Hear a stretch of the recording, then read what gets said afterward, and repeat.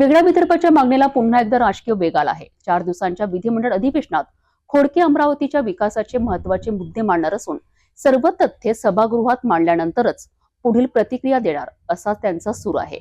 तसेच स्थानिक स्वराज्य संस्थांच्या निवडणुकांबद्दल त्यांनी प्रतिक्रिया व्यक्त केली आहे।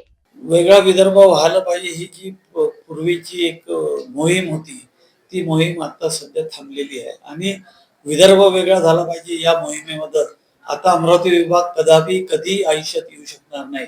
कारण की विदर्भाचा विकास झाला नाही हा एक पार्ट आहे, परंतु आता या 2-3-5 वर्षात, या 10 वर्षात 2014 पासून ते आतापर्यंत जर तुम्ही घेतलं तर जो काही विकास होऊन राहिला तो फक्त नागपूर विभागाचा आणि त्यातल्या नागपूरचा विकास होत आहे आणि बाकी ठिकाणी अमरावती विभाग सर्व सेक्टरमध्ये, मग आरोग्य असेल, शिक्षण असेल, इरिगेशन असेल, इंडस्ट्री असेल, बाकी जेवढे सेक्टर आहेत त्या सर्व सेक्टरमध्ये अमरावती विभाग पुन्हा मागे जात आहे।